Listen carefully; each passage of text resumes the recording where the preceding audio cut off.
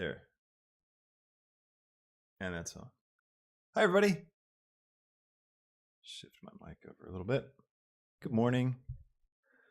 Good afternoon. Good evening. Hello, everybody. Bienvenue. Good to have everybody here.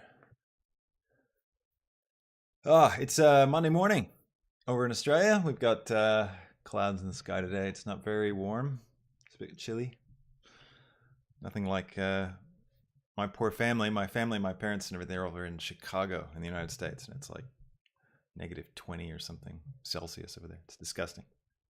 It's probably like, I don't know, it's a very chilly 70 Fahrenheit over here. But a bit of a rainy day. Today. Thanks for joining. Hope everybody's doing well.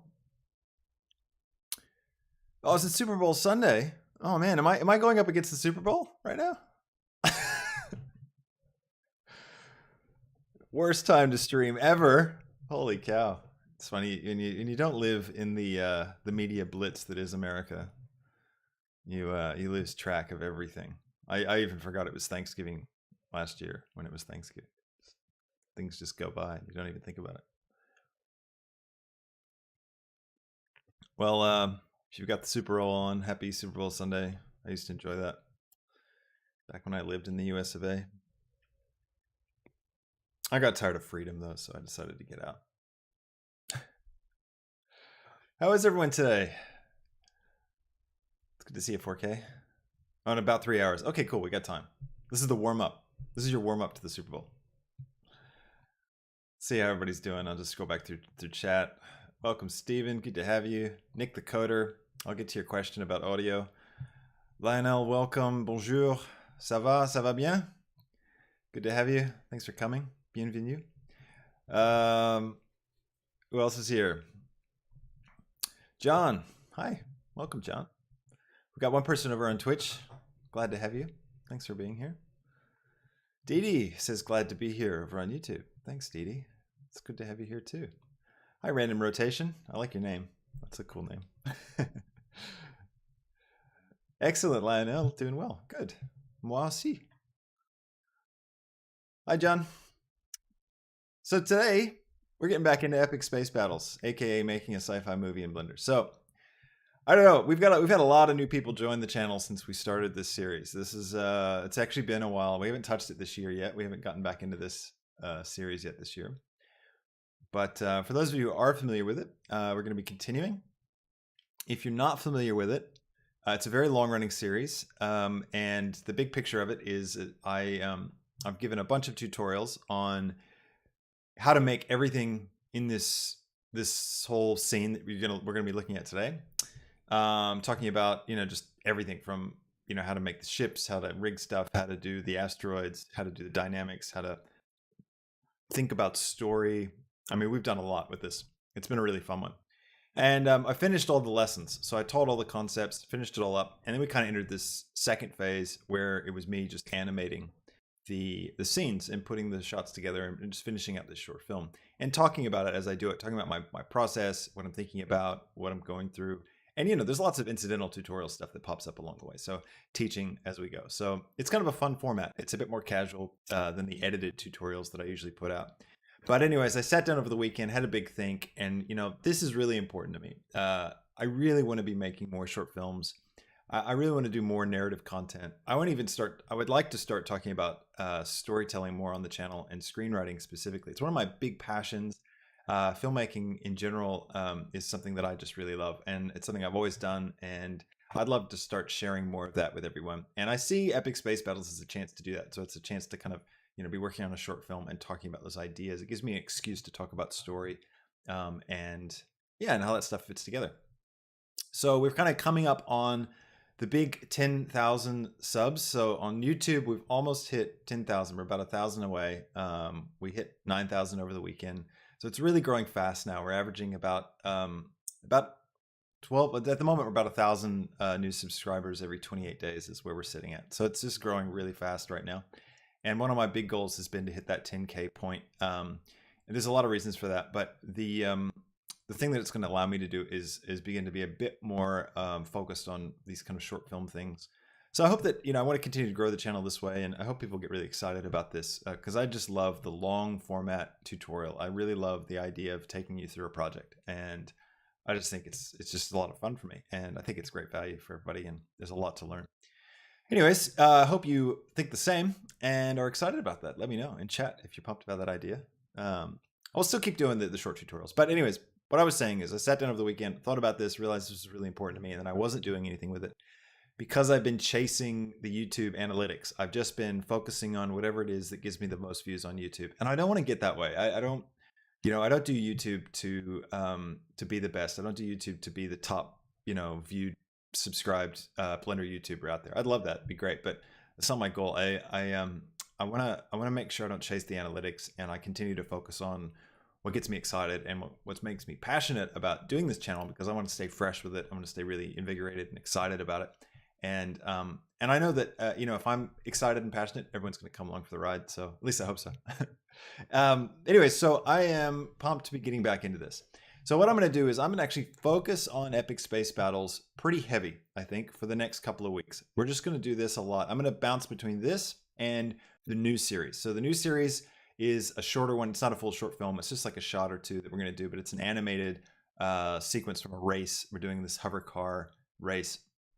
So we're going to be doing that, and I'll be doing that in live streams, and then those aren't going public, so I don't make those public yet. I'm editing that in the background. I'm preparing that, putting that together, and then so this will be the main thing that'll be popping on the channel. So I'm going to take a break from the short one-off tutorials that we've been doing. So I've been in this habit of every week I do a stream, and then I edit it, and I release a short one-off tutorial. So I'm just going to take a break on those and just focus on this so we can get some more of these. Now these will be available to everyone. I'll put these out, so when I finish these live streams, unlike the usual stuff that's always, the live streams are only for the YouTube channel members or for people on Patreon. These live streams I make available to everybody because I want Epic Space Battles to be something that anyone can watch from beginning to end, except for the beginning. So a little caveat to that, the beginning set of tutorials, which is all about how to make this spaceship that you see here, and how to make the little spider bot character that we use. Those tutorials, so how to model the ship, how to model the spider bot, materials, textures, and rigging, that's all exclusive to Patreon and exclusive to channel members on YouTube at the All Access Pass level. So that's going to continue to be the case. And also, if you want to get the project files, so I've got about 20 project files, I think now, around this project, and it's got everything that you'll see when we start working on it. That's all available only on Patreon at the moment at the $20 level. So it's up there a little bit. I've moved it into just the $20 level because there's so many project files now. It's a lot of value, so I want to make sure I don't diminish that value by putting it in a too low of a tier. Because eventually I want to put this together as a course and sell it on the Blender market, so you can get all the project files that way. That's kind of what I do. I kind of phase them through Patreon into Blender market. So hope that all makes sense. Hope you're excited about it. Hope you're interested. If you haven't seen any of these, there's a playlist on my YouTube page. If you just go to the front homepage of my YouTube channel and just scroll down, there's a playlist dedicated to Epic Space Battles. I changed the name. It started as Epic Space Battles, and then I changed it to Making a Sci-Fi Movie to see if I'd get more people to watch it. I don't know. It's all a mystery. YouTube's a mystery. Anyways, it's a fun series. We're going to have a good time with it. So, all right. Let me sip my coffee. And as always, give me feedback. Let me know what you guys enjoy, what you're interested in, and interrupt me with questions. Let me know. I'm really much more able to engage with chat when doing this because I'm not trying to perform and record a tutorial. We don't record these. This is just, we keep these as live streams. So really, really great just to be able to engage with everybody a little bit as well. So awesome. Thanks, DD. DD on YouTube says, yeah, your tutorials are terrific. Thanks so much. I really appreciate it. It's very encouraging. C4K says, hey, speaking of the spider bot, I made a YouTube channel art and used an image of my result from your tutorial on it. Oh, that's cool, man. I'll have to check that out. I'll have a good look at it. Theodore says, bro, I'm literally working on my own space scene. Excellent. That was the idea. I wanted this series to be like the ultimate series for anybody that's making a space scene, because a lot of people are doing that. A lot of people are making fan films, like Star Wars fan films or Star Trek, and it's fun to have a series tutorials that focus on like how can you make yours look as good as possible. So hopefully that helps. Hopefully this helps. I'm hoping there's a lot of cool fan films that come out of this. Anyways, here we are in our environment. we're going to start as always with the Premiere project. So I'm going to open this up. Now, as I say always, doesn't matter what editing software you use. There's nothing special about Premiere that makes me use it. It's just the one I've got. So, you know, you can edit this for free if you're using Resolve. I mean, you could use Blender. I guess technically it's a bit slow, although they are optimizing it, so it's going to get better. And yeah, it's going to be it's just whatever works for you. That's what's important. There's nothing in here that I'll talk about that you can't do in any other piece of software. This is just, I'm not doing any fancy editing stuff. So 4K says I mentioned that it was a tutorial I followed, and your name. Hope that's cool. If not, let me know. Hey, of course, definitely. Any shout outs? I'll take any shout out I can get. Shout outs help. Okay, we'll start off by watching the whole thing from the beginning so you can see what we're up to. I've kind of stopped doing the sound effects. I'm just focusing on the animation at the moment. And I'll make sure you've got audio turned on. Yes, you do. All right. So let's full screen this and have a watch. If you haven't seen this before, you're in for a treat, hopefully. Anyway, give me a 1 in chat if you've never seen this before. If you've never watched. I'm curious if there's anyone in here that's going to see this for the first time. I assume, you know, because I see it all the time, I assume that everyone knows exactly where we're at, has seen the whole thing 100 times, and, you know, just curious. 1 in chat. Let me know. All right, we'll go ahead and watch this. Enjoy. Let's turn my face off. Oh, we got some first timers. All right. Let me know if the audio is all right too.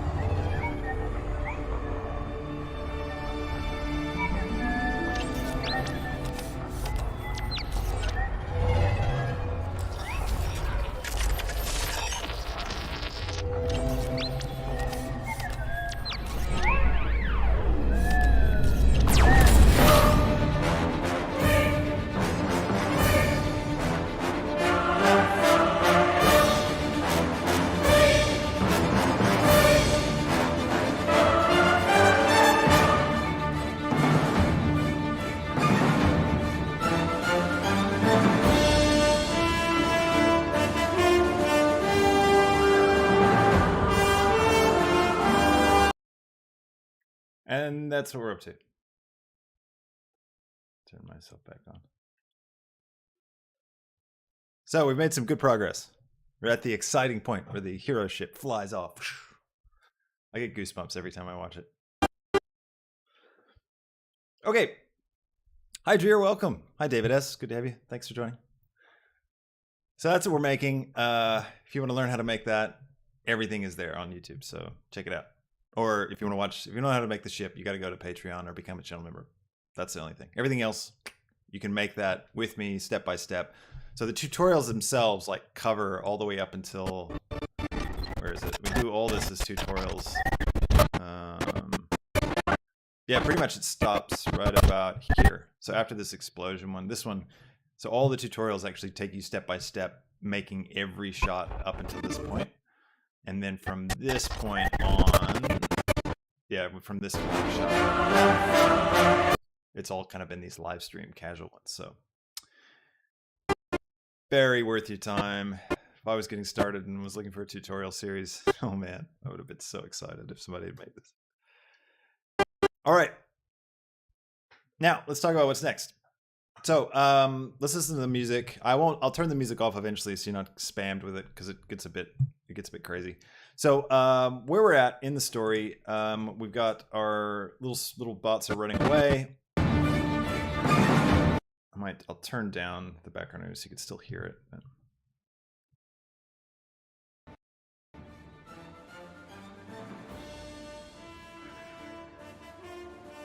We got the exciting acceleration point. So next thing I want to do is, so I'm trying to get the hero ship to reunite with the little droid guy.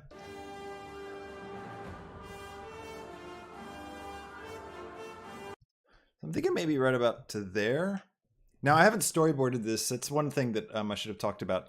We're not running off storyboards for this. I've loosely storyboarded it, and I've kind of made notes on my timeline about like what I want to happen. So I've got the story figured out. But what I want to do is have the really like go in and like focus in on what is the actual kind of vibe that I'm getting. And part of the fun was Eevee, right? So really following Eevee, being able to render stuff in real time made me want to try and make this kind of without, I guess, so much planning and kind of get in there and get messy with it. So not the best way, I guess, but we've had fun with it. But anyways, all right, let's think about what's next.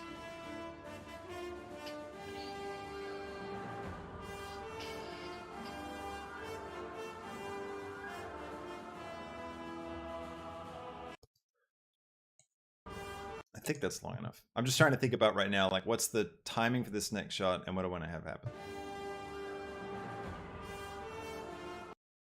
Yeah, it's going to be roughly around this long, I think. So that's going to be 2 seconds, 22 frames. I might just do 3 seconds. And I want to have a shot side on with the spaceship kind of flying through the asteroids. So I feel like we're still in this moment. We're kind of like excited about our hero. So I want to just stay with the hero for a little bit and have the asteroids flying through. And I'm going to have the ship kind of moving through. All right. There we go. Let's go into this. Oh, Dreer, what do you mean all the tutorials are worthless? Do you not like them? Oh, right. I see what you're saying. I just looked at your comment, Dreer, and I'm like, oh wow, that's a shame that you feel that way, because oh man. Then I saw your previous comment. You're trying to figure out how to. Dreer says, okay, I'm so trying to make a space game, preferably in Unreal, and I have no idea where to start. All the tutorials are worthless. Yeah, it is hard to find good tutorials on Unreal. Unreal's just so complicated, so tough. But that's partly, I don't know, I've found it frustrating too, trying to find stuff. Anyways, right, let's see. Let me get rid of our stream start student text. So what I've got here is I've just started a fresh file. Well, not fresh file, but what I've been doing is I reuse the file. So I just kind of save it as a new one. I delete the stuff I don't need, and I start from scratch. So I'm not doing this whole film in one project file. I've got kind of each shot in its own project file. And that just helps me manage it. I need to get a camera set up, and I need to have him flying through. I've got my audio queued up here. Now, let's see, unmute the strip. So let's see. Did have a question. So Nick the Coder was asking on YouTube how we work with audio in Blender. What you do with that is you need to come over to the over here, the little where is it? The slate video sequencer. The video sequencer is basically like the video editor in Blender. So if you open up the video sequencer, you can import things into your project file like audio clips. So I've rendered out an audio clip. So I just came to Premiere and I exported out a section here. And you can just Shift A to add, and you can select what you want to add. And I added in a sound, or you could do a movie as well. And that brings it into the timeline. And now that will actually play, so if I hit play, you can hear it there. So it plays in the background. You can grab these strips and move them around and get them positioned correctly. So then when you want to export, you've got an audio section in your scene right here, and you can change the volume, like the master volume and stuff, but you can also do all that stuff in here. I always recommend rendering out as an image sequence, so that if you make any mistakes or there's any problems in a particular frame, you can just go render that one frame again and not, spend all this time. You don't waste time going through and, messing it up. But if you really want to render out as a movie file and change your file format to something like a QuickTime or an FFmpeg video, then it'll export the audio with it. So it kind of pulls it through sequencer and does it that way. So anyways, let me know if that makes sense. So see you, Dreer. Sorry you're having woes trying to find good game making tutorials. Good luck out there. If you want some really good tutorials on programming, I recommend, if you haven't found them already, check out the Cherno on YouTube. He's got this incredible series on C++. If you ever wanted to learn that, man, That guy does a great job teaching. Okay. Let's get a camera set up. Now, I already have a camera here, actually, because I've locked camera to view. And so I've got multiple cameras. I don't need multiple cameras, so I might delete this other camera just to kind of keep it simple. I'm going to make sure I don't have my constraint on there from before. We have a camera path constraint that we use sometimes. We're not going to need it for this shot. So I need to think about what I want to achieve. I want to have like a shot with lots of asteroids passing in front of camera and passing behind camera. So I need to set up a bit of animation with the camera in through a section of the asteroid field that looks nice and dense. Something like this, I think, is quite nice. And we're going to be traveling pretty fast, so I'll need a lot of it as well. I might rearrange my asteroids to get it. First thing I'll do is I'll make sure that my asteroids are baked properly. So let me come up to my asteroid particles. Where is it? I need my asteroid emitter, not my particles.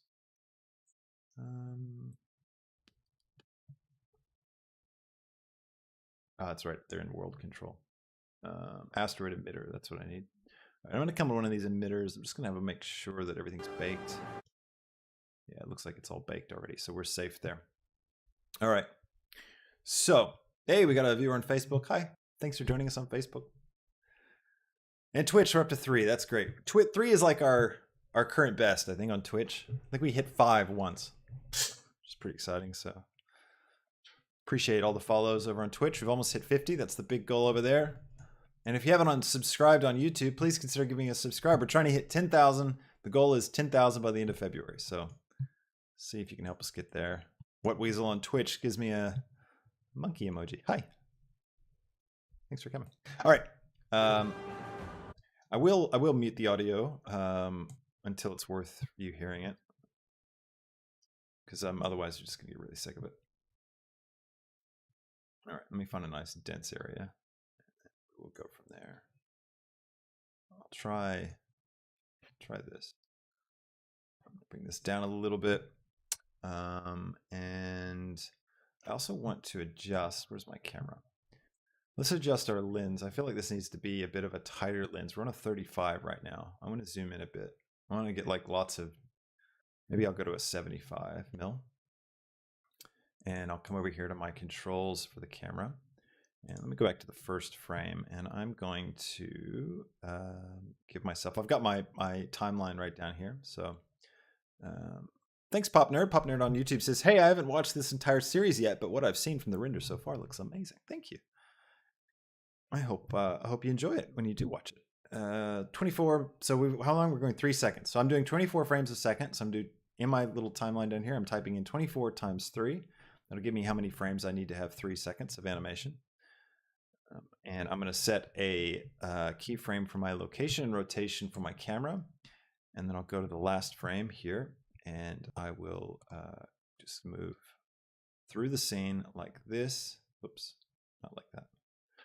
See, I'll just move along the X. Yeah, just to keep it nice and clean. Just keep going here.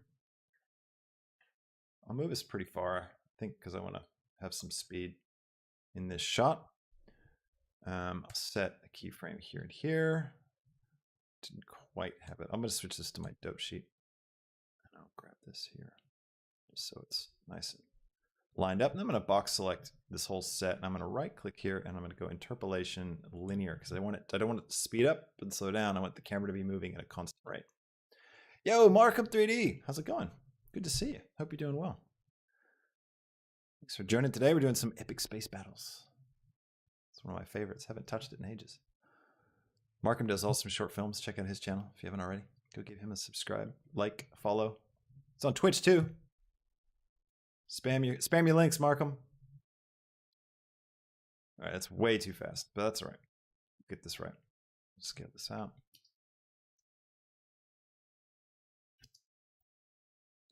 Okay, I'll grab all these, move them over a little bit.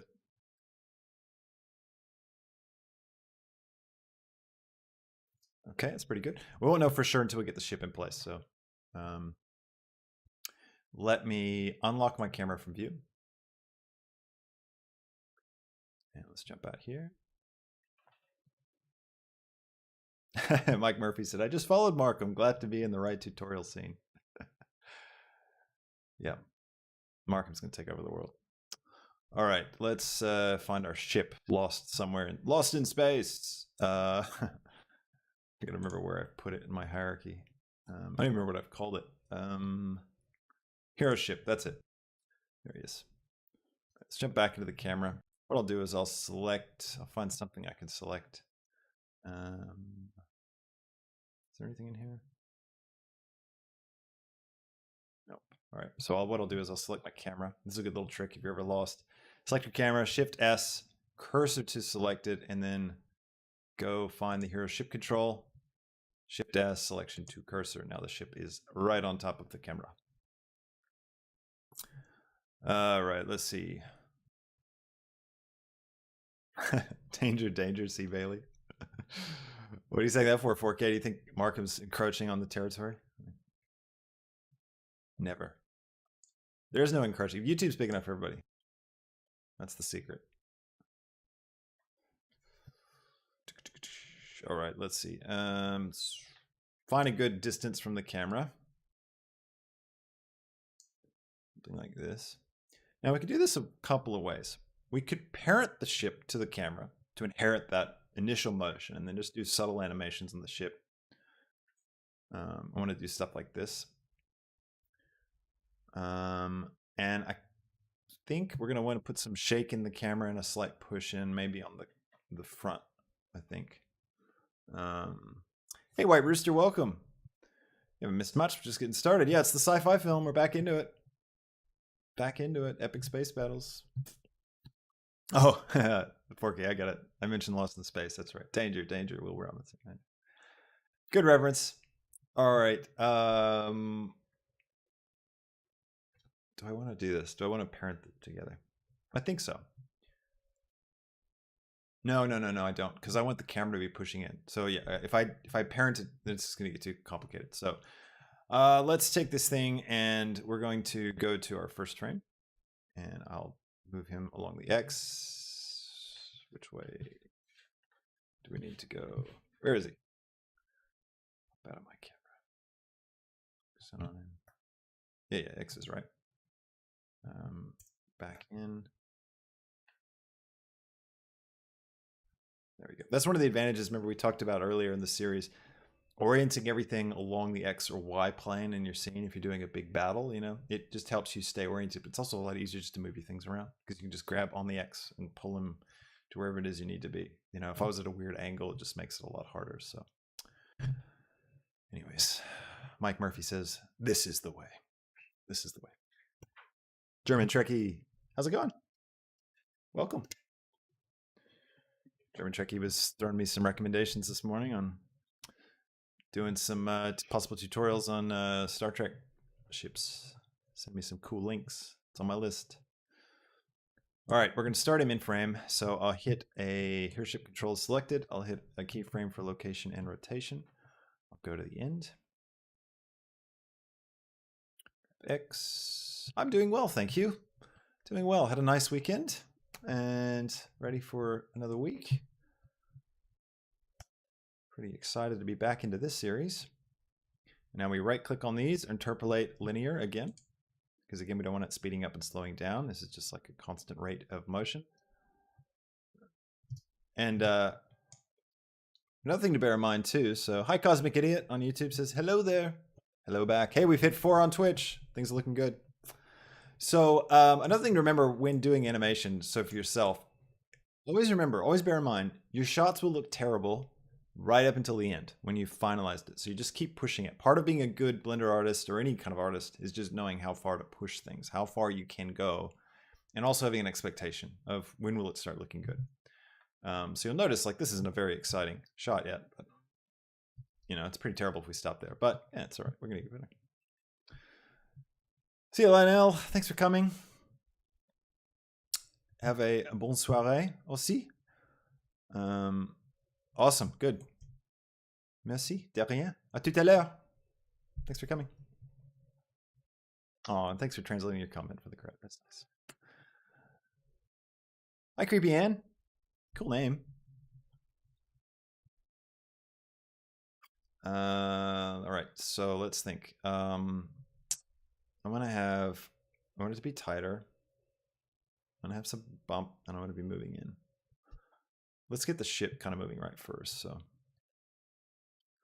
let's see. Everyone's big in French now in chat.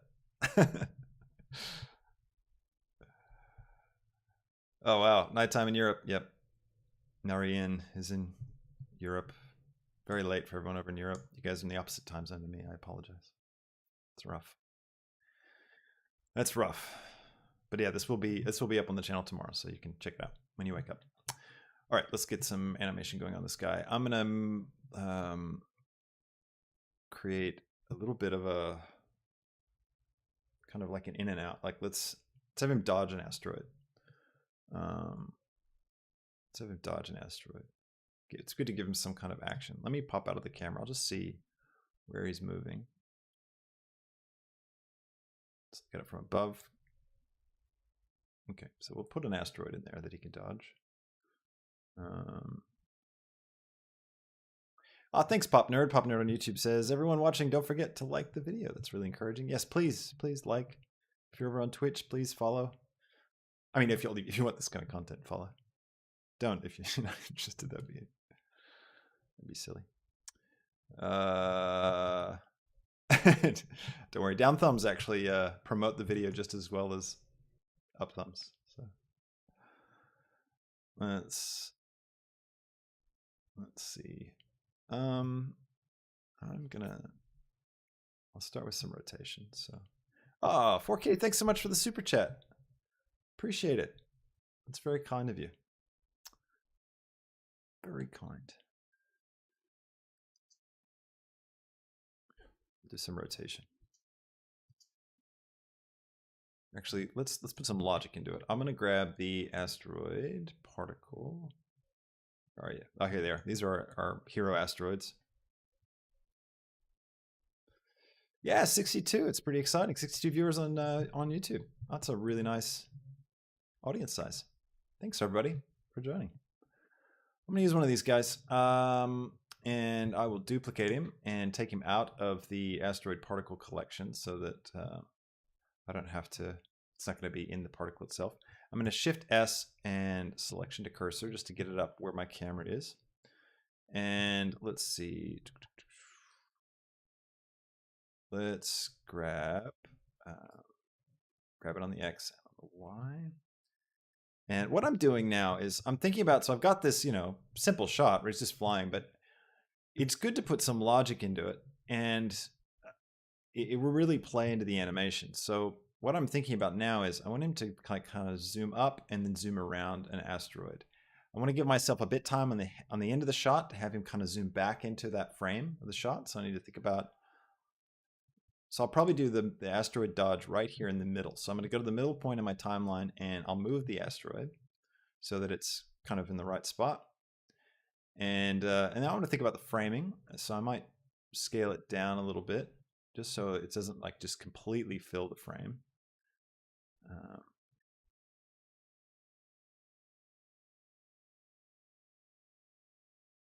Just find a good profile as well for the object.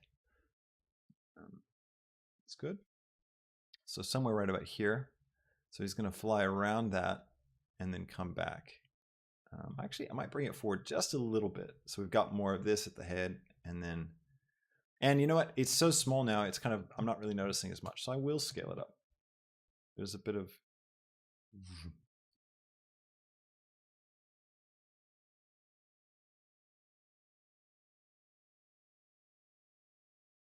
what happens if I length it out? I'm going to try scaling it up a lot.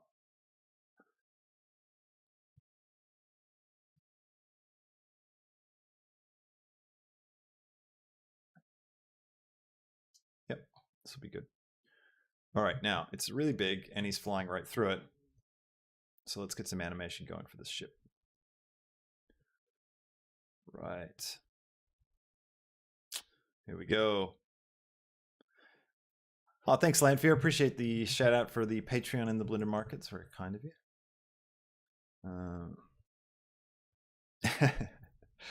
Yeah, thanks, Mike Murphy. Yeah, it's all about knowing the algorithm. That's it. Welcome, Wiblitz. Well, it's nice to have you. I don't know any Polish, but it's good to have you. Thank you for joining. All right. Let's see.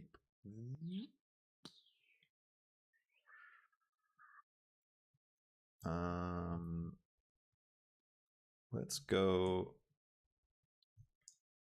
I'll figure out this part. So right here, I want him to be. Let's see. Y. I'm going to drag him like this, and I will rotate him like this. So keyframe, keyframe. So he's going to do this nice fly around like that. And I might rotate him back like this here for the end. And then what I want to do is I'm going to create kind of a double motion. So he instead of like slowly rotating to dodge like this, we come about halfway between these sets of keyframes. And I'm going to go like this, so that there's more dynamic motion in the shot, right? And I'm also going to move him over like this, so that it's more of a like a definitive dodge. You know, kind of. Now it looks really bad right now, right? Because he's well, partly because I think we'll look at our curves, but they feel really. See how they're kind of sharp. So we'll have to refine that. There we go. Genesis translates for me. Says that he said I'm from Poland and I don't know what I'm doing here. He's lost. Yeah, you're having fun. Hopefully. Hopefully.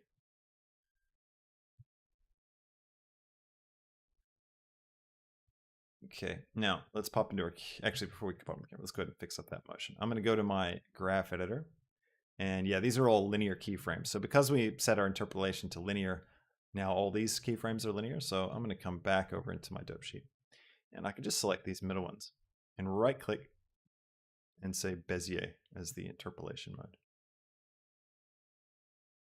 Actually, I'll just do it for all of them. And then what we can do is we can go to the actual location keyframes here. So Z location never changes, so it's just these. And we can come into the graph editor for those particular keyframes. So he's not speeding up and slowing down. Although, actually, let's watch it, because it might be interesting. And he's going way too fast, too. He's doing way too much. You can start to see where I'm going with this, though, yeah? We might need a little more time for this shot.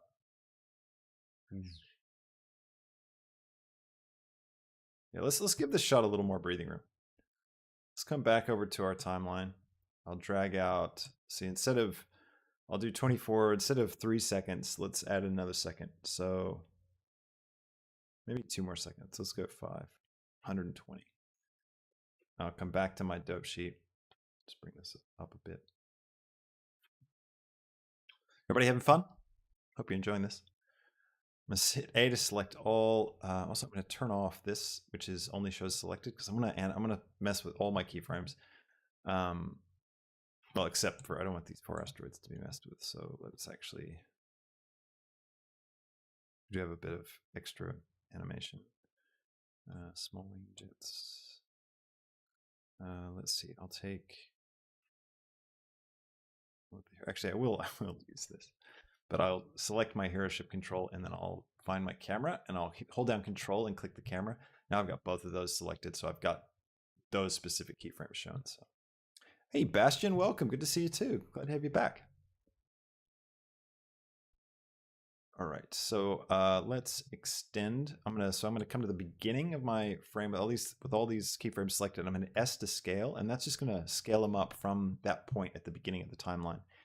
And I'm going to scale it up till I've got this keyframe right there.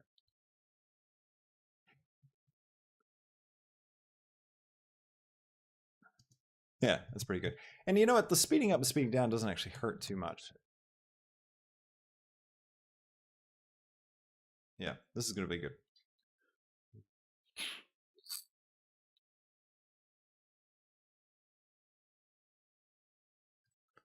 Cool. Looking good. Here, I'll let you guys hear it with the music. Oh, that's right. I just need to unmute it. Yeah. That's what it's like with the music.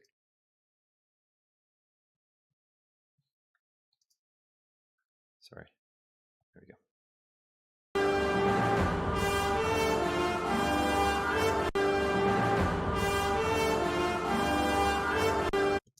As you can see, it's kind of fitting nicely.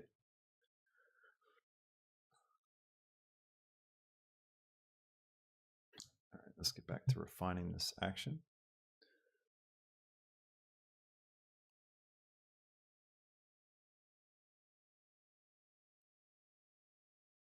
What's the best way for me to get a hold of this? All right, I think I need to, I'm going to bring this up so I've got a bit more room to work with.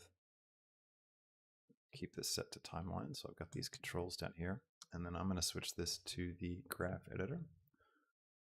Bring it over just a touch. And I don't need this window, so I'll pull that out. Select all, and I'll hit the full stop key on my number keypad to zoom all those keyframes in. And now I'll start thinking about what I want. So this motion along the X, let's go to the X location.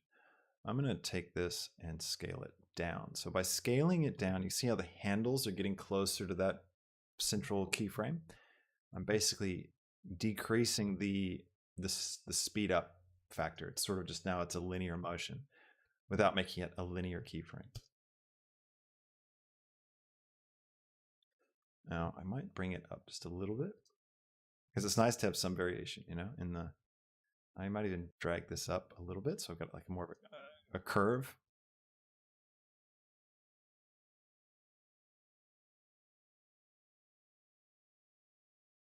And the ship kind of gets ahead of us a bit too much here. So let's see, how can we fix that? I might rotate. I'll take this maybe and I'll scale it down as well a little bit so it's not too far. So welcome, Cebu. Good to have you.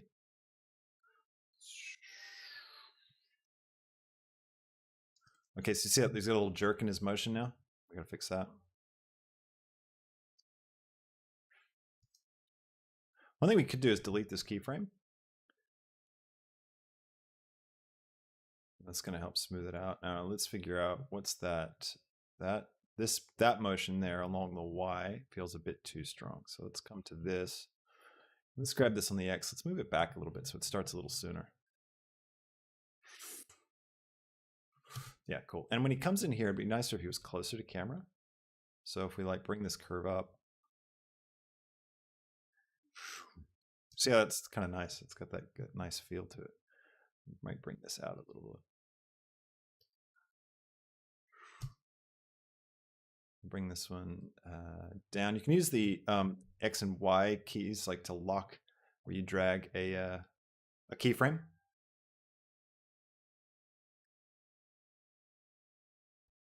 What do you guys prefer? Would you like to have the music on in the background like this while I'm doing this so you can hear it and feel the pacing as well? Or is it too annoying? Let me know in chat.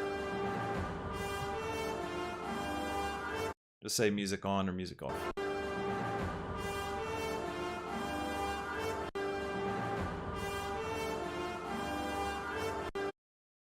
Okay, I feel like he's got a moment here. It's like a frame where he drops back behind the camera. So that would be our X location. What's happening there? We just need to scale it down. Irish says off, okay.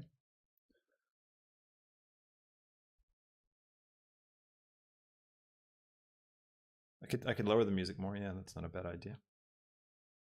I think it does get kind of annoying, so I will turn it off eventually, I think. But maybe, is that a good volume?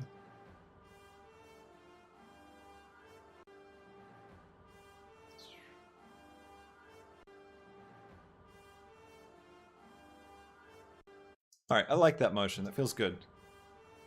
Zoom.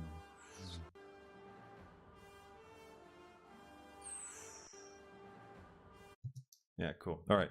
Now, one thing we could do is when we come to this point right here, I wonder if I feel like maybe we need to go down at some point. We never really go down, which is the Z location. That just kind of stays the same. What happens if we bring one of these down just a little bit?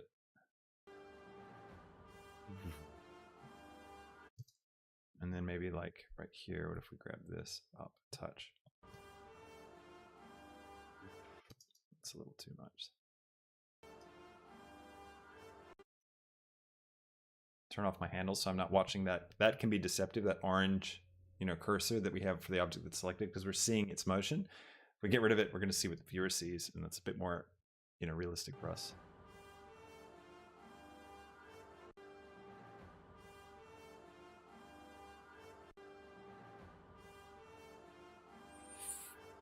Yeah, it's good. One thing that I am thinking is that I really like this Y motion, but I'm not sure I want him to come back. So I think I'll flatten out this. So if I go, let's see, does scale Y work? Yeah. So if I scale Y 0, that will flatten out that handle, and then I can grab Y and bring it up. So now he's going to come to this position. He's not going to fly back.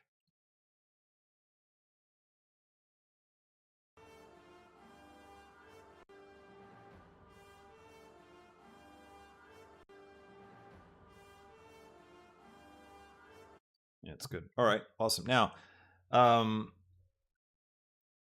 let's see. All right, let's also animate the little foils. So we've got these foils that are animatable, and they're pretty cool. There's a subtle effect. Yeah, it's under wing fold, under properties. We built this. This is in the Patreon only tutorials where we built this rig, or the channel member only tutorials. If anyone becomes a channel member on YouTube, by the way, and has a hard time tracking down these tutorials, they're all in the comments section, and I post them there for channel members only, so they all come up as channel member only posts. That's how you find them. You can search as well, specifically for it. But ping me, let me know, like, send me a message or something if you have trouble with it.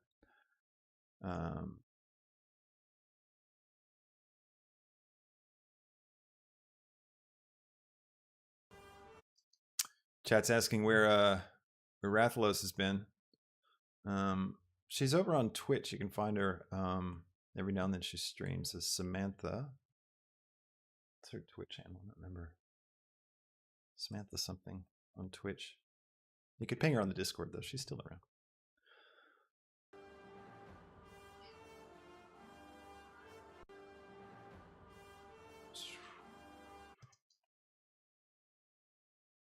All right, so let's take these wing folds, and I'll set a keyframe here. And then I'll come around like this. And as he starts to zoom, I'm going to pull them in.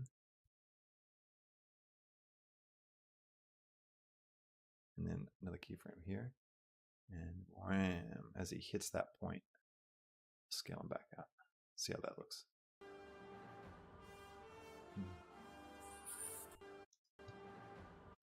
Make sure it happens behind that asteroid, so it feels a bit like it's a bit of a jump change. So let's just do that. I'm going to hit full stop just to focus in on the wing fold. There we go.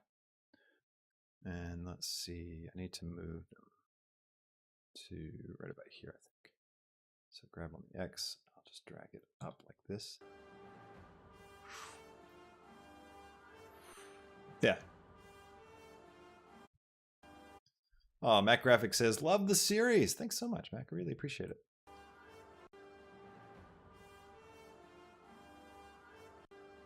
Okay, now let's think about the camera. We're going to create some emphasis with this shot. So I'm going to be pushing in, I think. So let's grab our camera and let's go back to our first frame. And we've got our camera keyframes. Where are they? If you can't find something, hit A to select all in the graph view, and then full stop or period on your number keypad. That'll zoom out to everything I've selected. So that's a great way to find it. All right, so I want to be kind of pushing in the whole time. So that's going to be the Y location of our camera. So I'm actually going to select just the Y keyframes, Y, and then I'll hit full stop again, and that will zoom in so that it's like the scale of your curve. Sometimes this curve looks flat, but it really has some motion to it because there's other curves that are selected that are way bigger, and it's trying to fit all of it to view. So let's grab this on the Y, and I'll move it around until we can figure out which way we need to go. I'll just keep dragging it down. maybe to right about here. I don't need a whole lot, you know, just.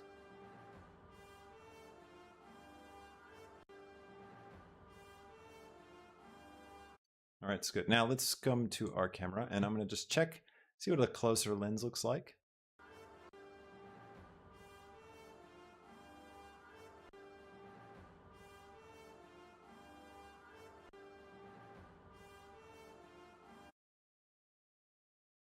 Maybe make this a little smaller.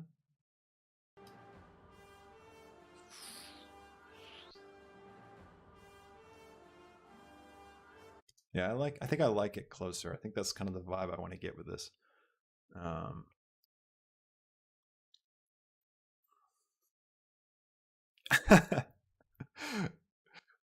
Wanda says, how do I keep getting to these streams? I'll be watching a random video and then I accidentally press on this. Yeah. Yeah, that's right. 4K nailed it. It's your hex power warping reality. 4K always knows what's going on. That's what happens when we go over 50 viewers on a live stream on YouTube. We've hit 84 now. So YouTube starts suggesting this to random people. All right.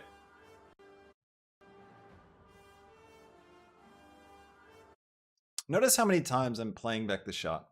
I think sometimes when people are trying to make their own animation, they want to move a lot faster, and you kind of lose the expectation of how long it takes to do a shot. But if you really sit with a shot and just have fun with it, you'll really get it to a good spot. I mean, think about where we started and where we're at now. You can see already that we've come so far. We're just thinking about it one step at a time, and we're not rushing on. I mean, this is just 5 seconds of our whole short film, right? So that's why they take so long. I'm going to come to my camera.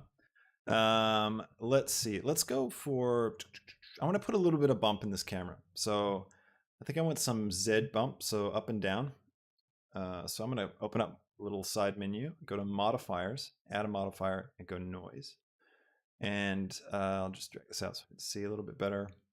And also I'll hit full stop to focus in on the Z location keyframes. Where are you? Z location, here you go. All right, now let's take the strength down and the scale, pull the scale out, see what it looks like.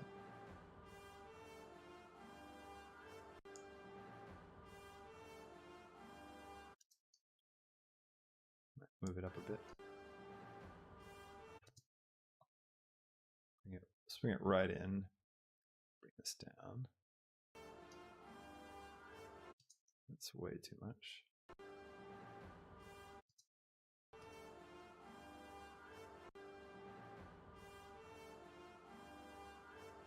I think this could work.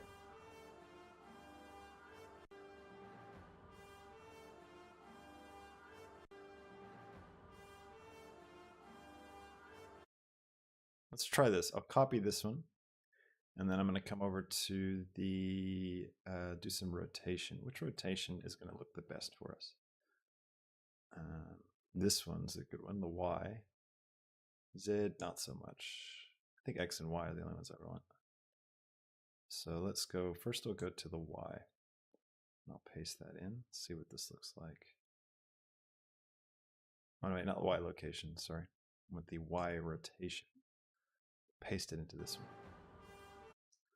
I'll turn the strength down because that's way too much.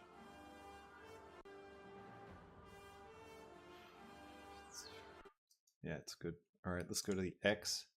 Actually, I'll go back to the Y, copy that one. Let's go to the X. Let's paste that. Okay, we need to turn that down. So I'll go to 0.05. It's half it. 0.03.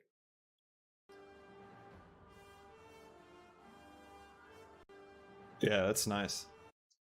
Maybe a bit less, 0.01. Let's try that.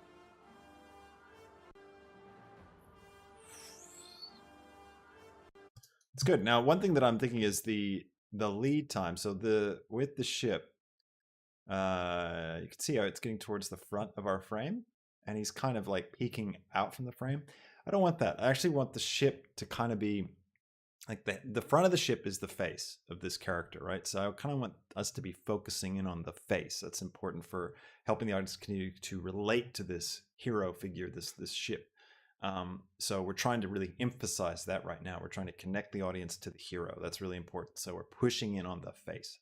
So to fix that, I need to go to my hero ship control, and I need to go to my X location. Which I'll just hit A to select all, and then I'll find it. Where is it? Here it is. And what I'm going to do is I'm actually going to hit G and Y. So I'm grabbing this keyframe. I'm restricting it to the Y, so just up and down. And then I'm going to move him. Oh, actually, I've selected everything. I need to deselect everything. There we go. So G, Y, and I'm just going to move it just so I get a framing that I like. Now, you know, think about the rule of thirds.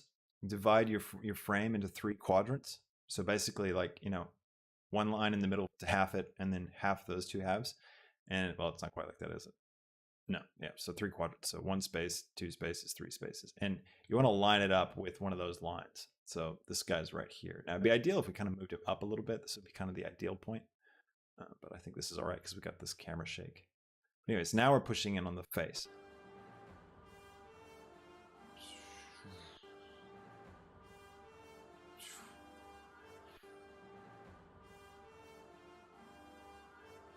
All right, great.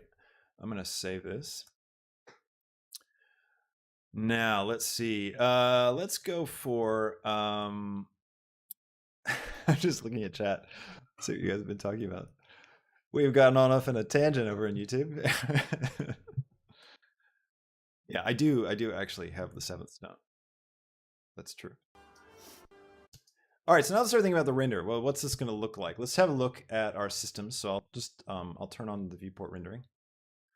Hopefully it won't kill the stream. Last time I did this, it actually killed my computer. I hit render and I was doing so much, like streaming and rendering and all this, and it like I was pulling too much power into the laptop, and it overloaded the power brick, and the whole thing cut off and the stream died. So anyways, if we disappear, I'll come right back. I just have to restart it. We won't though, it'll be fine. See, it's fine. We're fine. I was a little nervous. All right, let's have a look at what our, well, because we'll need to change our lights and stuff, and we'll need to rearrange our scene a touch. We also have to make sure he's not actually intersecting any asteroids. So let's just go through frame by frame and have a look. Overall, it's looking good.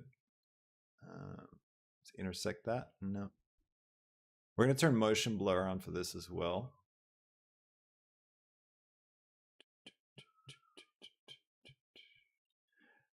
Hi, Mandy. Welcome. Thanks for joining. White Rooster says, we got to get Chris a desktop with a 3090. That'd be nice. Let's see. Let me just check. 3.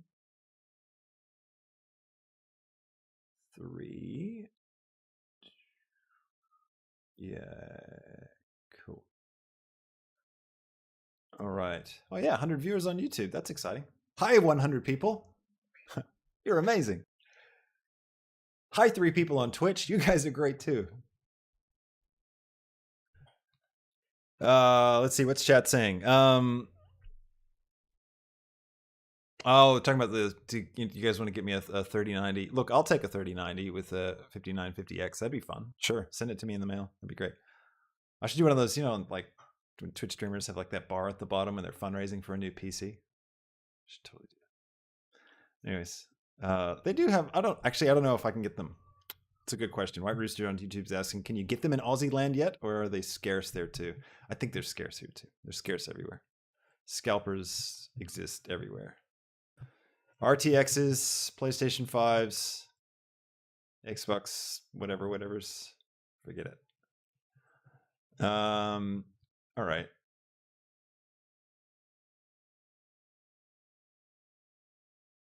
I think the lighting is looking good. With the motion blur too, it's really gonna make a lot of this work well. And I like that we've got like it feels like the lights are on the right side in terms of the dark and light of everything. It's going to head over to my shader editor and go to the world shader. I'm just making sure that I've got some volume. I don't have any volume. All right, I might want to put some volume in. I wish I had that still. I wonder why I don't have any volume. Must have turned it off at some point. Back to the 3D view. Okay, so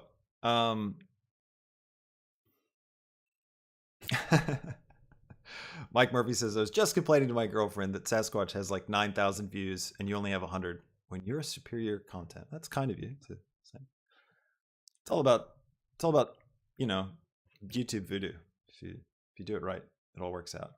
All right, we get some weird stuff here, but I don't think that's a problem. That's just a render artifact. We're going. I might take my lights and just rotate a little bit just to kind of see if I can't get a slightly better, because we're really like blasting the side of the ship. You know, it's super hot. And that doesn't necessarily look good.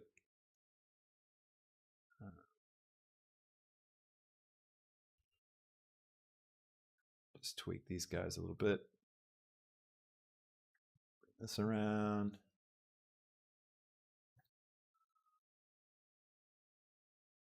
That's kind of cool. It's pretty dark though. Probably won't be able to see what we're looking at. Let's maybe focus on this moment. Like, does it look cool if we just rim light the ship a bit?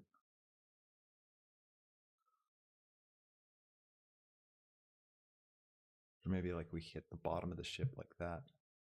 So when it comes through, nah, it's too dark. Like, we really need to be, able to, you got to think about clarity. Like, you know, you got to make sure the audience understands what they're actually looking at. So,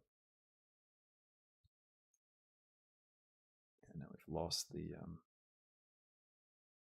vibe. It's all about the vibe. Stray movie reference. If anyone knows what it is, put it in chat. I'll send you a free copy of Blender.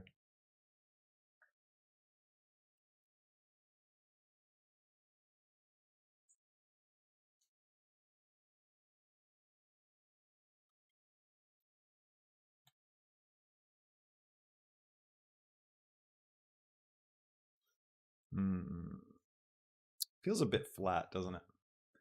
Let me check. What's my angle? It is 0. Might drop my angle to 0 on this one too. So the angle, basically what it does is it controls how much the light wraps around an object. So you have a high angle, then your sun lamp is going to wrap. The light's going to actually curve around objects. Whereas you get sharper shadows and sharper highlights when you don't wrap. You have a 0 angle. I like the light from my camera as well. I find that helps to, yeah, just give me a feel for what the shot really does look like. Right, I'm going to try and hit the bottom of the ship again. I don't have a lot of, clarity on like how I'm moving the light, but I don't mind that. It might bother some people, but I kind of, when I'm looking in a camera and I'm seeing the effect of it, I think that's really what works for me. So yeah, I think this is good. Now, one thing that might be fun would be, I wonder if we can get any lights like from the thrusters. I wonder if we can get some reflections on the objects. Like if I select my hero ship, I go cursor to selected, just Shift S, and then Shift A, light, point light, and then grab it on the X and just bring it right here so it's behind the ship. And then find my hero ship controller. So control click hero ship control. Come over into my viewport, control P to parent, and parent to object. Now this little light is parented to that. Now if I turn this up to like 1,000, make it a bit blue. Let's go 10,000. Let's go nuts. See if we hit any of the asteroids with that light. See if it does anything. No, we don't really, do we? We can fake it though. So it'd be kind of cool if we saw it right here. So let's grab that light on the Y and just keep bringing it over. Now remember, you can do this kind of stuff. You could fake things. It doesn't have to like physically be close to another object. If you're artistically looking at it going, actually be cool if we had a little glint of light there as we went past. Just, find a way to fake it. So this doesn't technically make sense because he's too far for that light to cast, but it's going to be nice. Like it's going to actually work.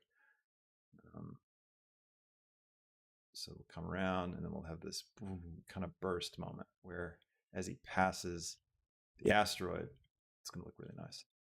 So I might even bring it in here just so we get lots of bloom off that.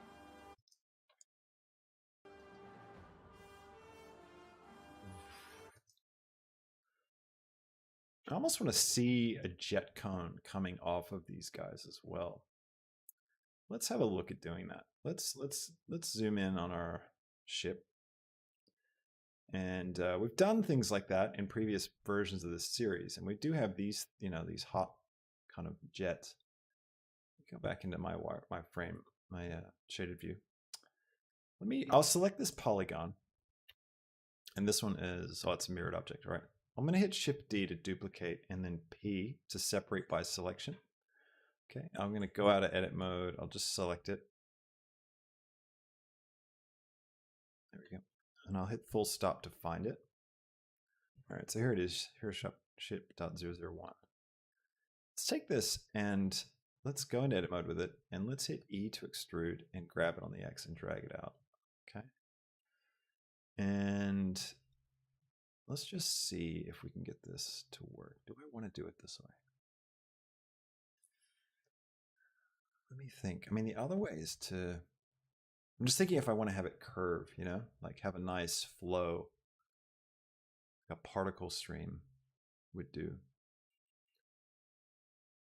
That's a little more complex. Let's see if we can get away with just this. So I'll exit edit mode. They look kind of funny just as is, but if I come over here and on this guy, I'm going to get rid of all these other materials. So we just have the one material on it. Let's jump back into my camera and get rid of my selection mode. Now what I'm thinking we could do is let's create a new shader. So I'll click the double paper icon. Let's split this view, go into our shader editor. And let's, be an object. And then what I'm going to do is actually use a gradient to fade it off. So the further it gets from the ship, the dimmer it gets. So if I grab a gradient node and a color ramp, grab this. Hope everybody's having fun today. Again, it's great to have you. I really enjoy sharing this with you. So thank you for joining me. Any questions you have, please throw them in chat. I'm happy to answer questions. Whether you're on Twitch, YouTube, or Facebook, I can see all of you. All right, I'm going to take this color and stick it into the factor, and then let's see. I'll need to use it because I need to have transparency, and the emission shader doesn't allow for transparency. Let's get a better view here so we can actually see what we're doing. And we don't need such a big timeline. Drag this down.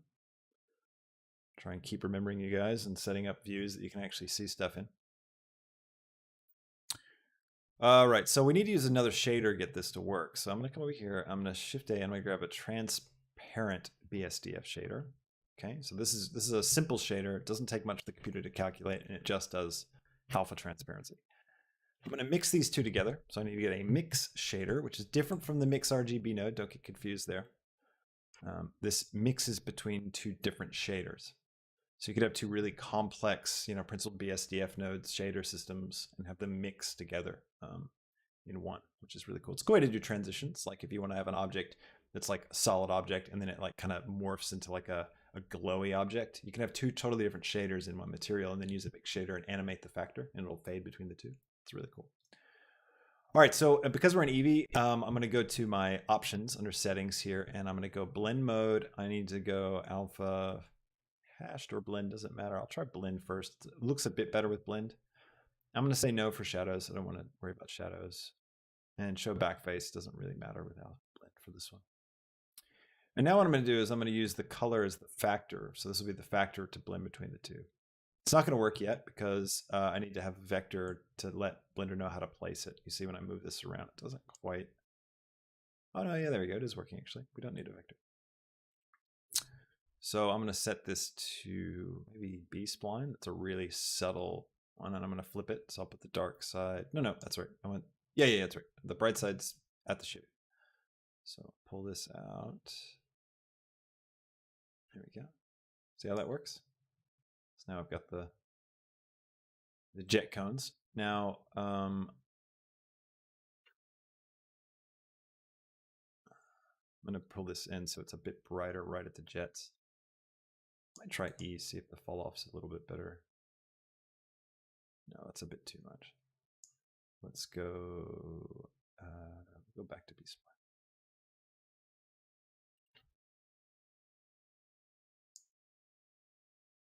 Okay, now we also, this hard line doesn't look very good. Like it won't work very well for us. I jump into my camera view. Actually, it's pretty good. We need some noise. We need some like, something going on inside that to make it feel like we want it to.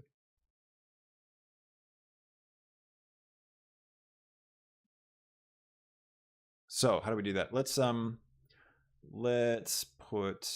grab the noise texture, and we'll use it with the factor, I think. And what can I do? I could actually, if I pick an empty in our world, okay, I'm gonna grab another color ramp. Chat's gone quiet. You guys all still there? There's 85 of you on YouTube, so I know there's somebody still there. You're all mesmerized. Let's take the factor into the color ramp, and I'm going to grab a texture coordinate node. Now I want this 3D noise to be moving, right? But I want it to be like, it'd be cool to have it moving within like the same speed as the ship is going. You know what I mean? Like, so if we pick, let's see, like world control, for example. So this is just an empty that's in our scene that I'm using just to organize the scene a little bit. Landfear says, we got lost in thought with you. Yeah, you did. That's all right. Lost in thought's fun. If we can get 85 people in the flow on the stream, that's pretty cool. All right, so world control is just sitting still, right? So if I use this and I use the object vector and I bring this over, then technically as the ship moves, it's going to be moving through. Oh, is that right? No, it's not right. I'm not right. It needs to be on the ship itself. So maybe I should go hero ship controller. Hero ship. How do we say it? Hero ship. There it is. Hero ship control. We'll set it for that. And then let's see. I want to multiply this in somewhere. So let's come up to here, and what would happen if we plug it in there? Yeah, no, that's not gonna work. I want to subtract it, I think, because I don't want to have the noise be as, I want the brightness to kind of overpower it.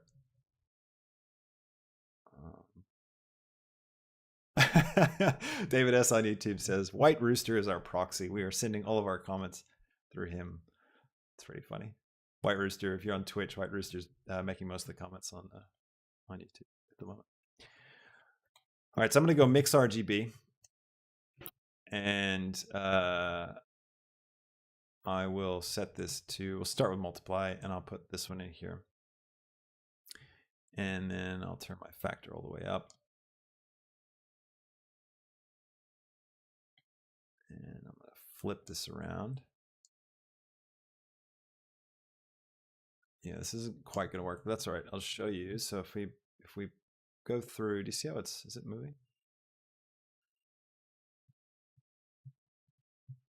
No, it's not even moving. All right. All right, we're just going to animate it, I think. I'm just debating in my head how I want to do this. If I actually want to use like a displacement modifier or something. If I clamp it.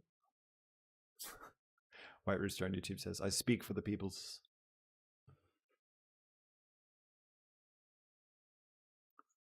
Yeah, let's see. What to do? I want to distort it without having to do too much.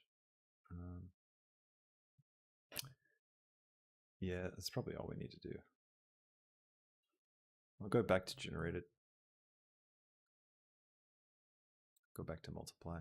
Bring it all the way up. It's kind of nice stretched anyways. Bring this around. Let's see. Let me think about the logic of it. Why would my multiply be getting, oh, that's right, because we have, so what do I want? What do I want? I got to think about what do I want? I want to have, but I want this to actually affect this thing. I want it to be, so let's pop that straight in. I actually want this to affect the strength of the emission. I'm going to clear the keyframes on that because I don't need keyframes. It's from a previous shot. I'll delete this mix node, grab this, bring it up here. And I'm going to, so the strength is 33.9. I'm going to copy that. I'm going to select the bright bit and I'm going to paste this into the R, G, and B. And then I will plug this into the strength. Okay. Now what I can do is I can set this to like B spline, right? And let's find a spot that works. Is it going to work for us? You can see what's happening a little bit there. So it's affecting the brightness. A little too much though.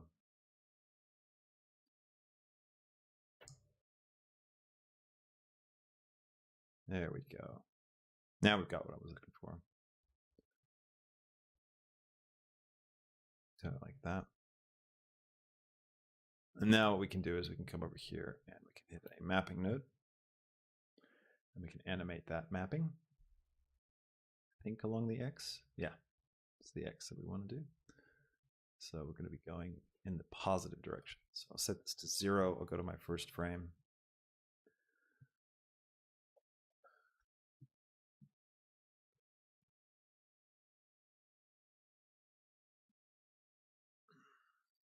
So ready? 1 second.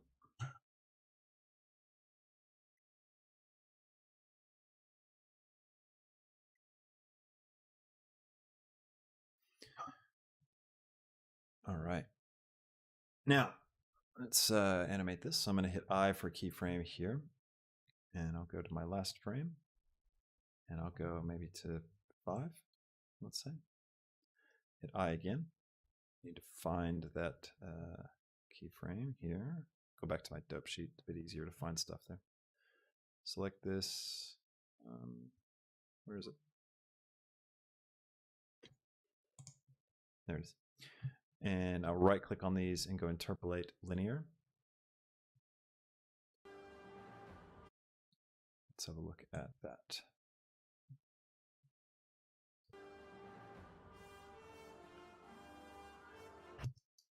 Yeah, I think that'll work.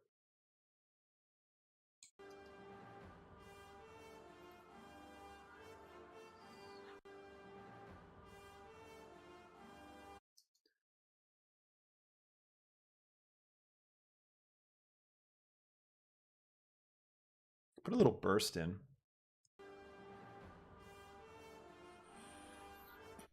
Like right about here, like when he comes around, could have like a little burst. And also think, what happens if we make this a bit longer?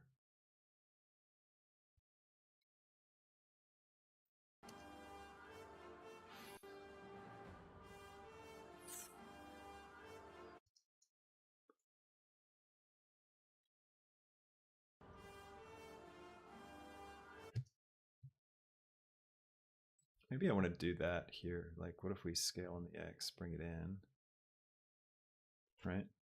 And then it's come here. It's kind of cool that it's showing through there. That's kind of neat. So it comes out, and then we go I for scale, 1, 2, 3, 4, 5 frames maybe, something like that, and then come like this and set another keyframe.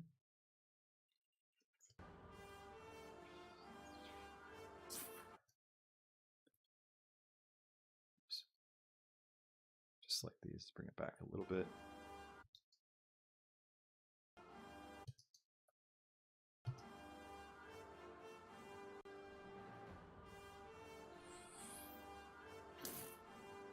Yeah, he's like going into hyperdrive.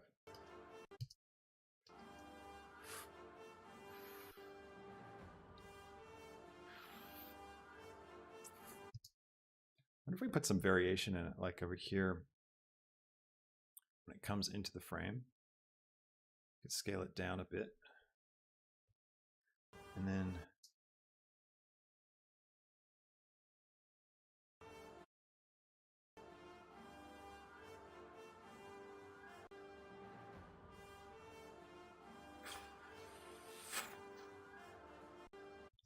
yeah, that's cool.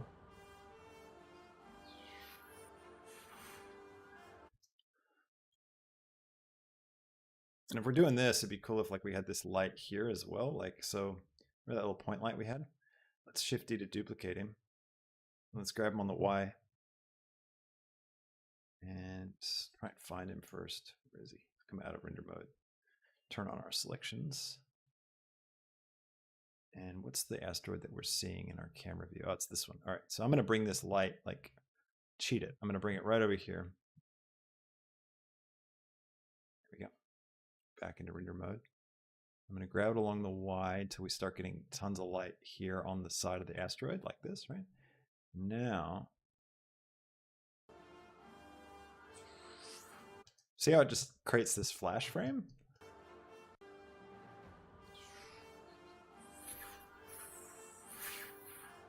Just really adds to the impact of that moment of him firing up his engines and taking off.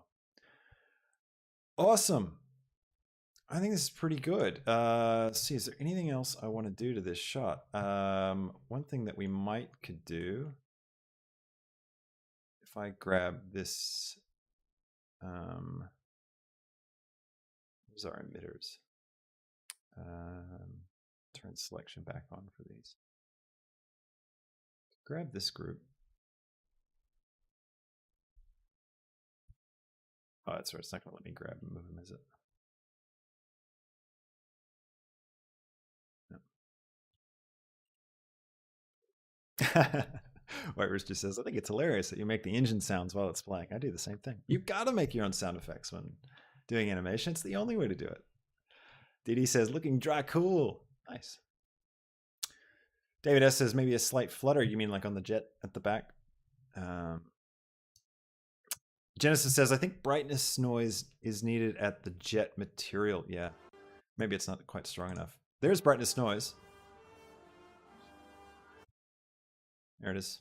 But remember too, there's going to be motion blur with all this, so we're not seeing it with motion blur right now.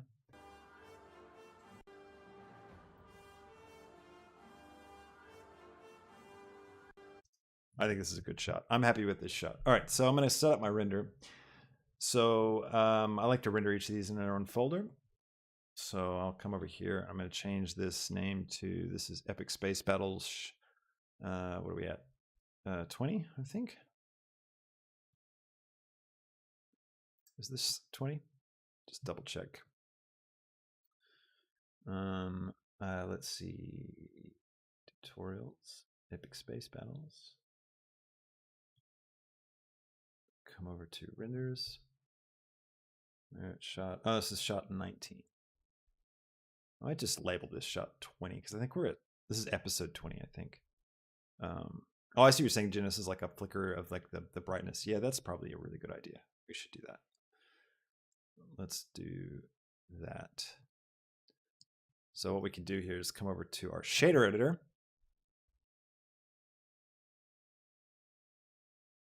And with the, so what we want to do is modulate this color so it dances between two values. But what we can do with that is we could come over here and we could say math, grab a math node, set it to divide.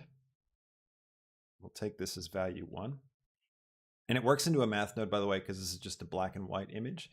We're not messing with color. If this was a color, if you had a color on your color ramp and you pipe it through a math node, it's going to turn black and white. So that might be a bit of a gotcha. Be aware of that. Use a vector math node if you want to do color and retain the color. So let's divide it by, actually we'll do multiply, and we'll modulate it. We'll multiply it by like point, I don't know, like, we'll go between maybe 1 and 0.9, I think. It could be good. And then if we bring this in, so watch, I'll show you. If I set this to 1, it's going to stay the same, right? Because we're multiplying by 1. Could end up 0.9. Let's find a 0.5 maybe. Yeah, 0.5 gives a noticeable dip. So if we go between 1 and 0.5, that should work. So what we can do is we can create a range. Do that a couple ways. Probably the simplest is just to create a ramp, color ramp. And we could set our range to be, this one, we'll make this 1. So 1 on RGB, all of those are 1. And take this one and we'll go 0.5 into RGB.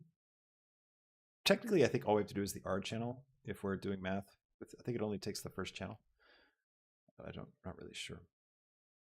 And then what we can do is, wait, no, sorry. This isn't the easiest way to do this. I think a map range node would be better.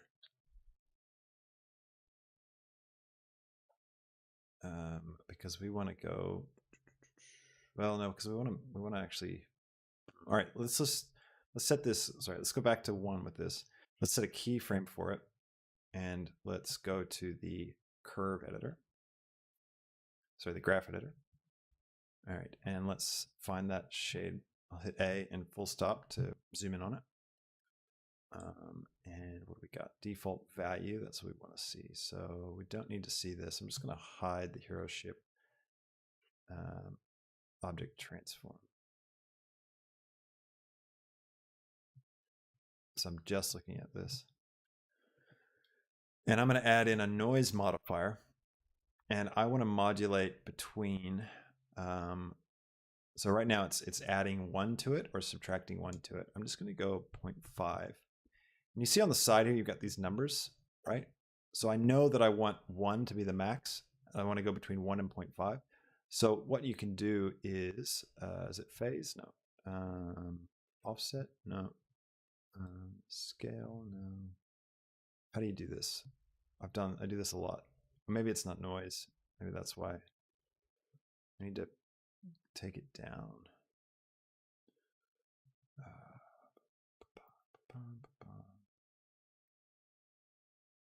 Strength 0.5. Offset's just going to go offset through time. Depth just increases the complexity.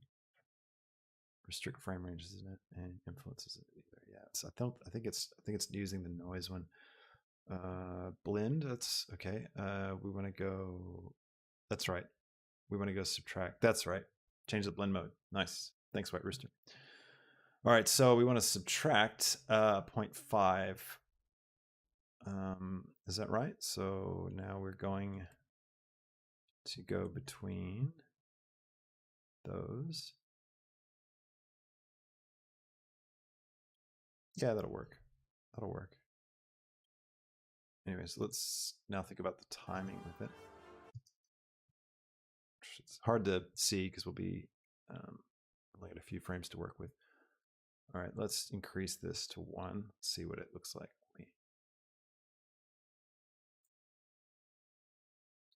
Let's go 2.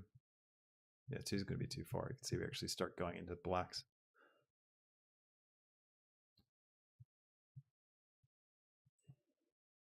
Bring the scale down.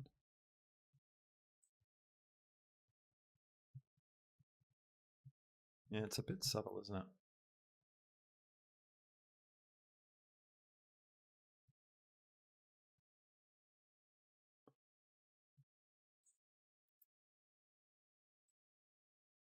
Could just hold down shift to move this. This will show us what our range looks like. Yeah, it's probably just the scale. Let's go 0.01. Let's bring it really tight. Let's take this back to 0.5. 1. 1.5.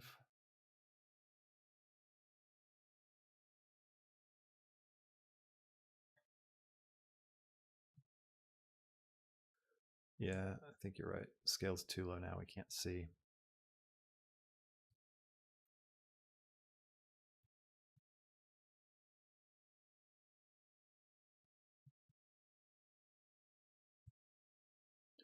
Yeah, it's a bit too powerful.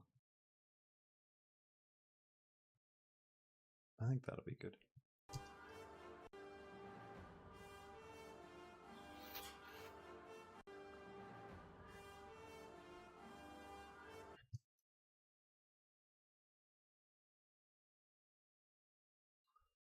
I could clamp it. No, I don't want to clamp it because that'll mean we won't go into those super values, which isn't good. So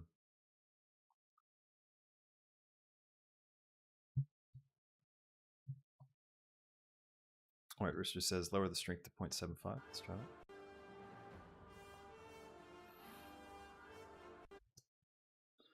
Pretty good. Pretty good. Let's do 0.05. Is that going to be too fast?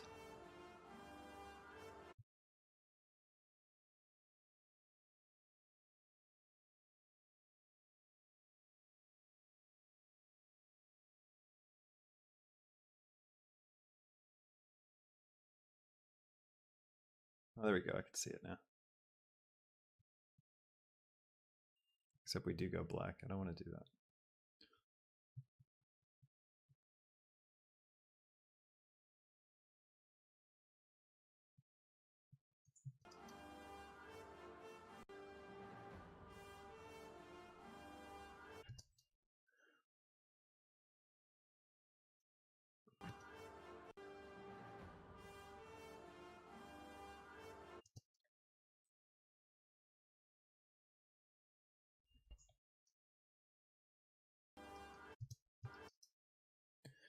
It's a fine line. So we've got such a short shot to get a noise point to hit us where we want it. It's probably better. We're probably better off animating this, to be completely honest, to get you the look that we really want. So, because, we've got such a short amount of time, you want to be able to control what you're seeing. So we're not going to see it there, but here we can. So if I start setting keyframes here, 3, come down, and then like hold down shift and drag this, right? 1, 2, 3. 1, 2, 3.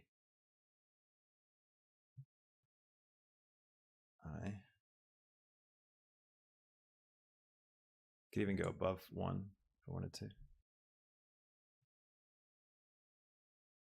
Then we can actually shape it. It's supposed to spending hours trying to like mess with noise values to get something we want. Sometimes that's the quickest way to get what you want when you're doing something that's, a bit custom.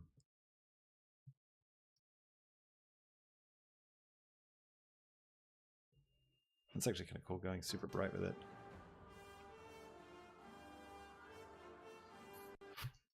It actually might be too much.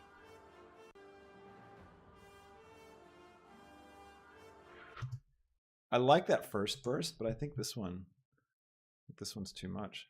Delete that keyframe. Yeah, it really adds a bit of punch to that emphasis, that moment. But it's just this little curve going bright like that just as it fires off, I think is actually a pretty good idea. Looks pretty good. All right. That's a really good point. So when you're working on something like this, there's two things to really keep in mind. One is you don't want to like spend all your time tweaking a frame like this when it's going to be moving so quick and so fast. There's so much going on, because you're never going to see that detail. That detail will be lost on your audience. So you're wasting your time. The other thing is not trying to get, systems like drivers or modifiers or, do really fancy code stuff in the background to get something to look right, when it's quicker to just go in and add some keyframes. So again, try and keep in perspective of where your shot is in the context of your scene and how long it's going to be on frame. We're looking at 5 seconds of our entire animation. So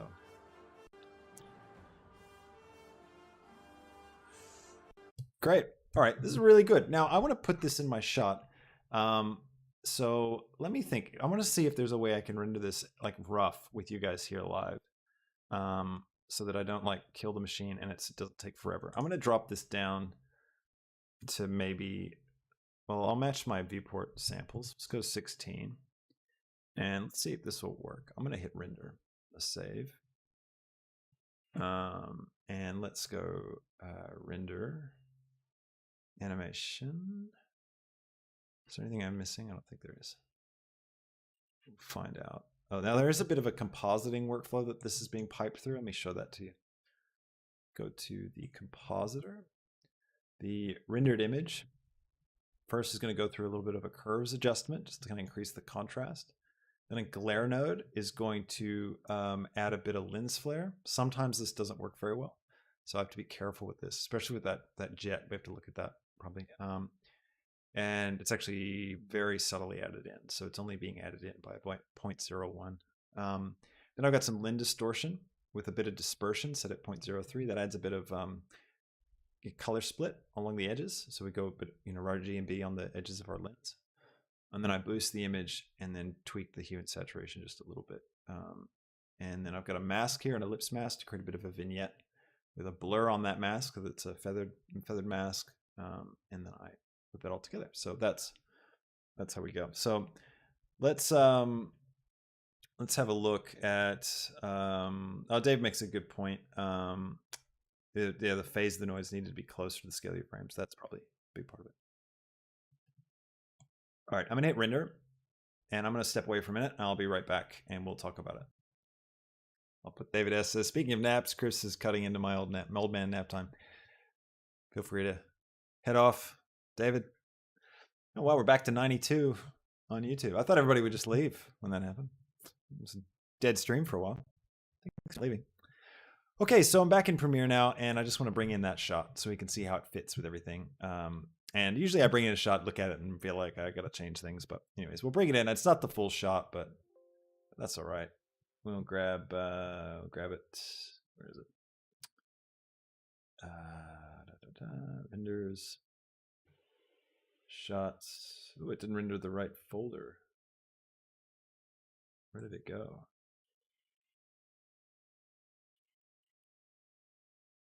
It's a bit funny.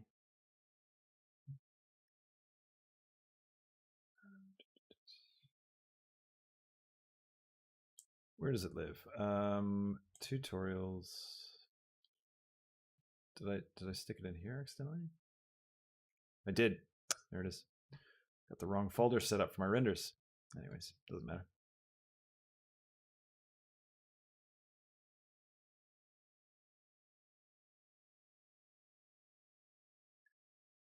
Let's go for this, and then this, and then this, and then this, and this. So I'll bring this in as an image sequence. So this is just a sequence of PNG files.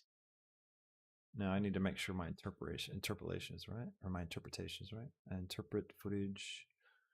I'm going to assume, so it's thinking that it's 25 frames a second, but it's not. We were rendering at 24, so I need to just make that correction. And then I can right click on this, and I'm going to scale it to my frame size because I'm actually zooming up my frames a little bit. Now let's see, so we fly off. Yeah, cool. It's looking pretty good though. I think it's pretty good. Let's see how it cuts.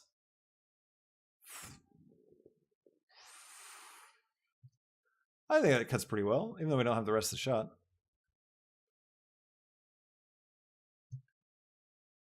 Are you getting that audio?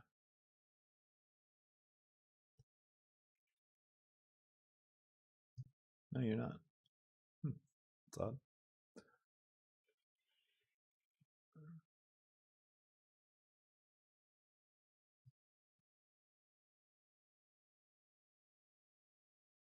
Yeah, pretty cool.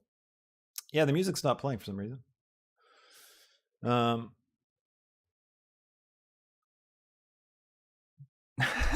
David S. says, this really got me thinking. I won't sit and watch my own render past the first few frames, but I'll sit here and watch 73 of Chris's frames get Wow. Yeah, that's a bit funny, isn't it? All right. Why is the music not playing back? Let's see. It's probably a preference thing. I hate Premiere's audio nonsense. It's just crazy. It's always like switching default output. Yeah, that's right. Desktop audio properties. Default.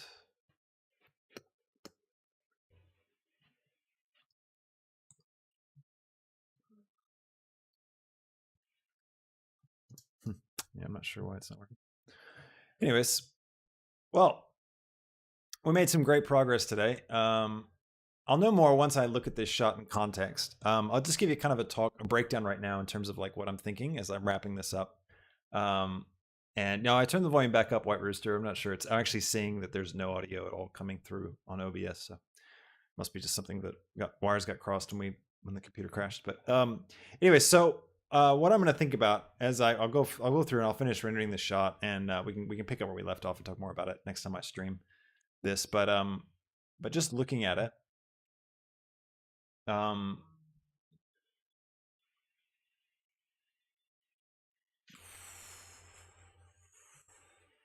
I'll need to find a better cut point. This is a bit of a rough cut from here to here.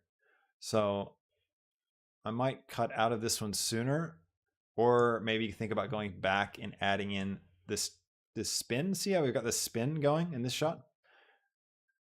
So like some of this, maybe even like starting the shot here where we've got this asteroid. So that's a really good thing. When you're finding a cut point, it's really important to cut into a shot when it's easier, to cut into a shot when your subject's not in frame.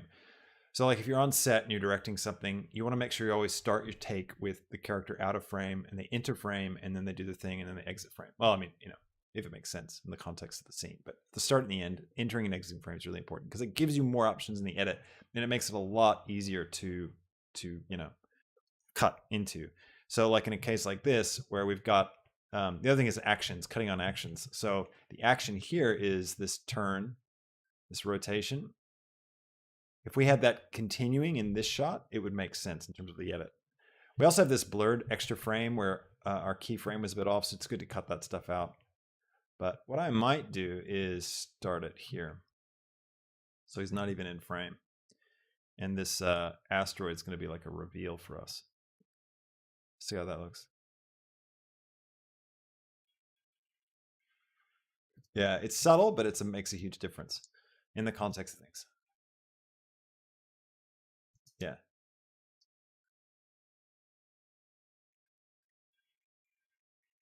Yeah, that's going to work out nicely.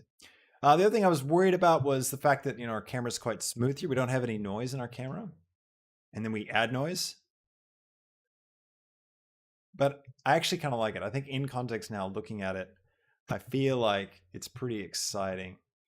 Some weirdness going on with our stars too. Look at that. See the stars go dim and then they suddenly go bright. Need to figure out what's happening with that.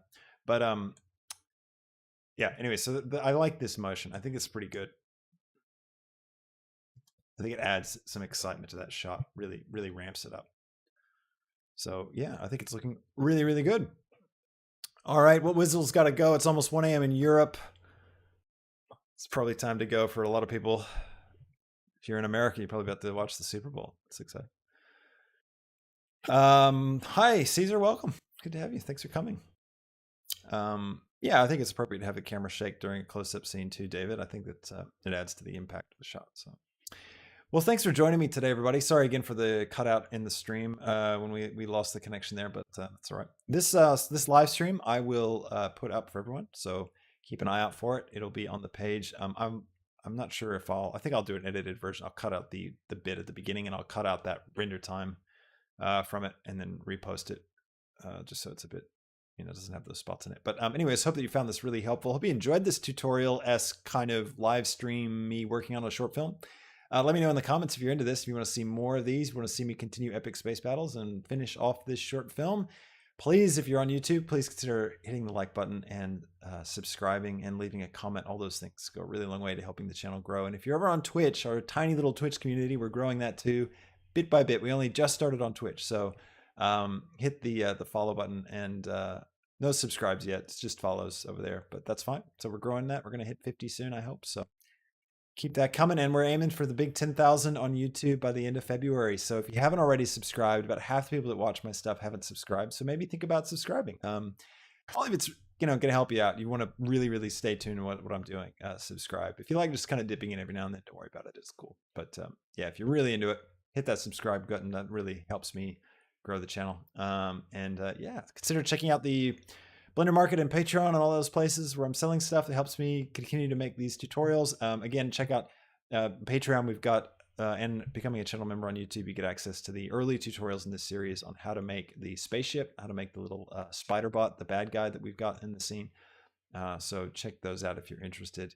As well as if you join on the $20 level on Patreon, you can get all the project files from Epic Space Battles. So everything, even today's project file will go up there. Actually, you can join on the $10 level to get today's project file on Patreon. So that's a cheaper way to get a hold of these assets like the ship and stuff. So think about that if you're interested. Well, thank you again. I'll catch everybody later. Have a fantastic evening, morning, night, wherever you are in the world. And I'll see you in the next live stream. See you later. Bye.